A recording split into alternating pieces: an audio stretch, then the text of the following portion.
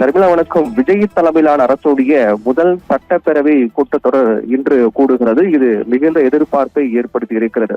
காரணம் என்னவென்றால், இதுவரை திமுக அதிமுக ஆட்சி காலத்தின் போது நடக்கக்கூடிய முதல் சட்டப்பேரவை கூட்டத்தின் போது அது மிகுந்த முக்கியத்துவம் பெறும்.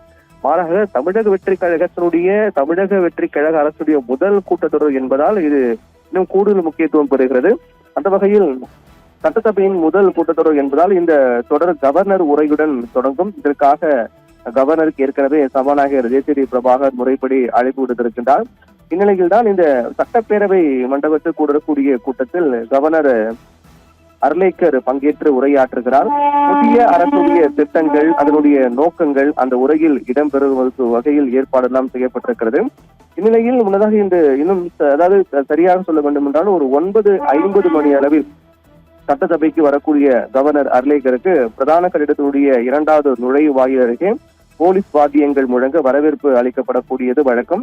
அதற்கு பிறகு சபாநாயகர், சட்டசபை செயலாளர் ஆகியோர் கவர்னரை வரவேற்பார்கள். அதற்கு பிறகு தொடர்ந்து சட்டப்பேரவை கூட்டத்தொடர் தொடங்கியவுடன் தமிழக பொறுப்பு கவர்னர் அர்லேக்கர் கூட்டத்தில் ஆங்கிலத்தில் உரையாற்றுவார். அந்த உரையினுடைய தமிழாக்கத்தை சபாநாயகர் வாசிப்பார். அது மட்டுமல்லாமல் அவை நிகழ்ச்சிகள் முடிவுக்கு வரும். அந்த நிகழ்வோடு அவை நிகழ்ச்சிகள் முடிவுக்கு வரும். இந்த நிகழ்ச்சிகள் அனைத்துமே மிகப்பெரிய எதிர்பார்ப்பு ஏற்படுத்தியிருக்கிறது. காரணம் என்னவென்றால், தமிழக வெற்றி கழகம் ஆட்சி அமைந்து நடக்கக்கூடிய முதல் கூட்டம், தமிழக வெற்றி கழகத்துக்கு இது முதல் சட்டப்பேரவை கூட்டம் என்பதால் இது எப்படி இருக்க போகின்றது, அதனுடைய முதலமைச்சருடைய உரை, எதிர்க்கட்சி தலைவருடைய உரை உள்ளிட்டவெல்லாம் மிகுந்த முக்கியத்துவம் பெறும் என்று எதிர்பார்க்கப்படுகிறது. அதற்கு பிறகு இன்றைய சட்டப்பேரவை கூட்டத்தொடர் முடிவுற்ற பிறகு அலுவல் ஆய்வுக்குழு கூடும். அந்த அலுவல் ஆய்வுக்குழு கூட்டத்தில் தான் யார் யார் பங்கேற்க இருக்கிறார்கள் என்பது தொடர்பான அறிவிப்பு நேற்று வெளியானது. அந்த அலுவல் ஆய்வுக்குழு கூடி அதில் எத்தனை நாட்கள் சட்டப்பேரவை நடைபெறும் என்று முடிவெடுக்கப்பட்டு சபாநாயகர் அதை முறைப்படி அறிவிப்பார். இந்த கூட்டத்தொடரில் நிதியமைச்சர் மரிய வில்சன் நேற்று தாக்கல் செய்த அந்த வெள்ளை அறிக்கை நேற்று வெளியிட்டிருந்தார். நேற்று முன்தினம் அந்த வெள்ளை அறிக்கை பேரவையில் தாக்கல் செய்யப்படும். அதோடு இந்த கூட்டத்தொடரில் புதிய அறிவிப்புகள் முதலமைச்சர் விஜய் வெளியிடலாம் என்று எதிர்பார்ப்பில் இருக்கின்றது. ஏனென்றால் மிகப்பெரிய எதிர்பார்ப்பு ஏற்படுத்தக்கூடிய மிக முக்கியமான அறிவிப்புகள் என்னவென்றால், அனைத்து அரசு பேருந்துகளிலும் பெண்கள் இலவசமாக பயணம் செய்யலாம். தமிழகம் முழுக்க இருக்கக்கூடிய அரசு பேருந்தில் பெண்கள் இலவசமாக பயணம் செய்யலாம். மாதம் 2500 உதவித்தொகை, அதே போன்று ஆண்டுக்கு 6 சிலிண்டர் வழங்கப்படும் போன்ற வாக்குறுதிகள் எல்லாமே எப்போது நிறைவேற்றுவார்கள் என்ற எதிர்பார்ப்பில் மக்கள் காத்துக் கொண்டிருக்கிறார்கள். அதை சார்ந்த முக்கிய திட்டங்கள் தொடர்பாக முதலமைச்சர் வெளியிடுவார் என்று எதிர்பார்க்கப்படுகிறது. அதற்காக தான் ஏற்கனவே அமைச்சர்கள் மற்றும் துறை அதிகாரிகளுடன் தொடர்ச்சியாக அவர் ஆலோசனை மேற்கொண்டு வருகிறார். நேற்றைய தினமும் கூட மகளிர் கட்டணமில்லா பேருந்து பயண திட்டம் குறித்தும் ஒரு ஆலோசனை மேற்கொண்டார். அந்த ஆலோசனையின் போது ஸ்மார்ட் கார்டு மூலமாக மகளிர் இலவசமாக பயணம் செய்வதற்கு ஏதுவாக ஸ்மார்ட் கார்டு வழங்கப்படுவது, அதே போன்று சுற்றுச்சூழலை பாதுகாப்பதற்காக மின்சார பேருந்து கொள்முதல் செய்வது போன்ற விடயங்கள் குறித்தெல்லாம் மிக முக்கியமாக பேசப்பட்டது.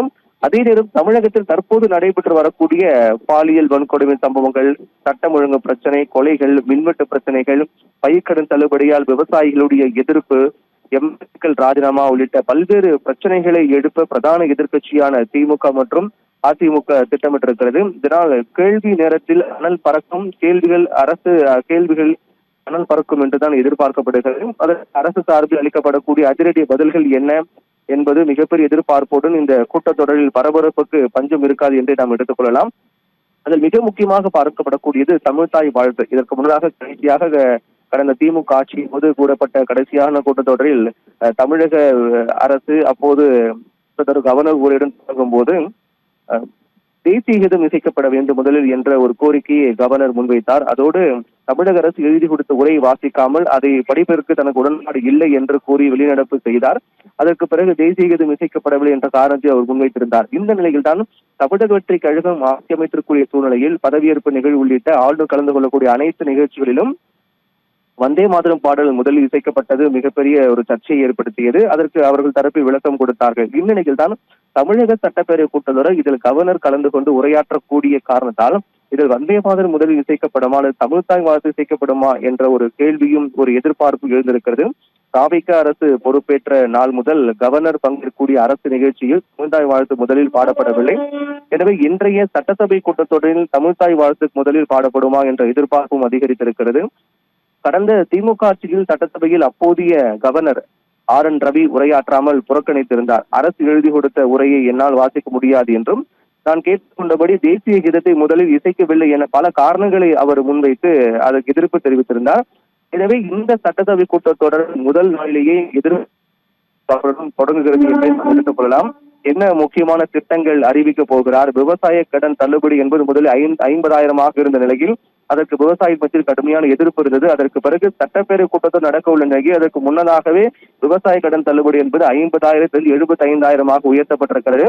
இது விவசாயிகளுக்கும் இன்னும் கொந்தளிப்பை தான் ஏற்படுத்தியிருக்கிறது. தேர்தல் வாக்குறுதி கொடுத்தது ஒன்று, செயல்படுத்துவது வேறாக இருக்கின்றது என்று விவசாயிகள் மத்தியில் கொந்தளிப்பு ஏற்பட்டிருக்கிறது. அது குறித்தும் இன்றைய சட்டப்பேரவை எதிர்க்கட்சிகள் வலுவான வாதங்களை முன்வைக்க வாய்ப்பு இருப்பதாக பார்க்கப்படுது. இப்படியாக தமிழகத்தில் இந்த ஒரு மாத காலம் தாவே ஆட்சி அமைத்த இந்த ஒரு மாத காலகட்டத்தில் பல்வேறு சட்ட ஒழுங்கு பிரச்சனை என்பது மிகப்பெரிய பேசுபொருளாக மாறியிருக்கிறது. குறிப்பாக பெண்களுக்கு எதிரான வன்கொடுமைகள், குழந்தைகள், சிறுமிகள், வயதானவர்கள் என அனைவருக்கு எதிரான வன்கொடுமைகள், அதே போன்று மின்வெட்டு பிரச்சனை, விவசாயிகள் கடன் தள்ளுபடி எதிர்ப்பு தெரிவித்து வரக்கூடிய விவசாயிகள் உள்ளிட்ட பல விடயங்கள் குறித்தும் எதிர்க்கட்சிகள் பிரச்சனை எழுப்ப தயாராக இருக்கிறார்கள். அதற்கு உடனுக்குடன் பதில் தருவதற்காக முதலமைச்சர் விஜயும் தயாராக இருக்கிறார் என்று கூறப்படுகிறது. இவை அனைத்தையும் கடந்து இன்றைய சட்டப்பேரவை என்பது எப்படி இருக்க போகிறது? ஒருபுறம் ஆளுநருடைய தேசிய கீதம் இசைக்கப்பட வேண்டும், அதே போன்று 2 மாதம் முதலில் இசைக்கப்பட வேண்டும் என்று அவர்கள் தரப்பில் கொடுக்கப்படக்கூடிய அழுத்தம், மறுபுறம் எதிர்க்கட்சியில் முன்வைக்கப்படக்கூடிய சட்டம் ஒழுங்கு பிரச்சனை குறித்தான கேள்விகள், அது ஒரு அழுத்தம் என இந்த இரண்டு அழுத்தங்களுக்கு மத்தியில் தமிழகத்தை கிழக்கு முதலமைச்சர் விஜய் எப்படி உரையாற்ற போகிறார், எப்படி சமாளிக்க போகிறார், எப்படி இருக்க போகிறது என்ற ஒரு பெரிய எதிர்பார்ப்பு ஏற்படுத்தியிருக்கின்றது ஷர்மிளா.